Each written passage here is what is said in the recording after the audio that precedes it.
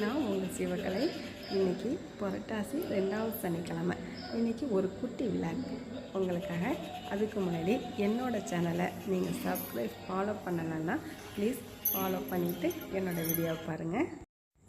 இன்றைக்கி சனிக்கிழமை அப்படிங்கிறதுனால காலையிலே நம்ம ஊரில் இருக்கிற ராஜகோபால சுவாமி, அதாவது மன்னார்குடி பெரிய கோயிலுக்கு தான் நாங்கள் இன்றைக்கி போயிருந்தோம்.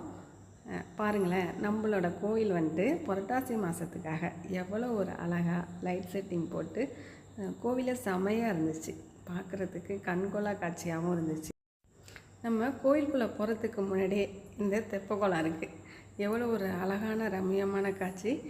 இதை பார்த்துட்டு கோபுர தரிசனம் கோடி புண்ணியம்னு சொல்லுவாங்க. அந்த கோபுரத்தையும் தரிசனம் பண்ணிவிட்டு கோயிலுக்குள்ளே என்ட்ராயாச்சு.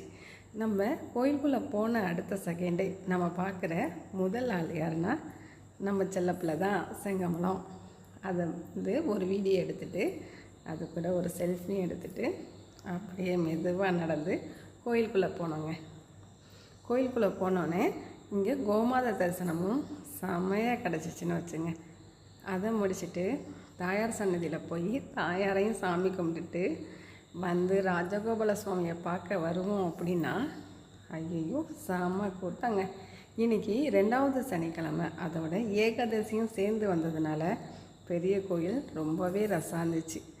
ஒரு தடையாக அடித்து பிடிச்சி ராஜகோபால சுவாமியை தரிசனம் பண்ணிவிட்டு அவரோட அழகை அப்படியே ரசிச்சுட்டு நாங்கள் வெளியில் வந்துட்டாங்க. நாங்கள் சாமியை கும்பிட்டுட்டு, அதாவது 7 மணிக்கு கோயிலுக்குள்ளே போயிட்டு வெளியில் வரப்போ கரெக்டாக மணி 11. இந்த வீடியோ பிடிச்சிருந்துச்சுன்னா லைக் பண்ணுங்கள், ஷேர் பண்ணுங்கள், கமெண்ட் பண்ணுங்கள். அப்படியே என்னோடய சிவகலை விழாக்க யூடியூப்பில் சப்ஸ்கிரைபும், ஃபேஸ்புக்கில் ஃபாலோவும், இன்ஸ்டாகிராமில் ஃபாலோவும் பண்ணுங்கள். நன்றி.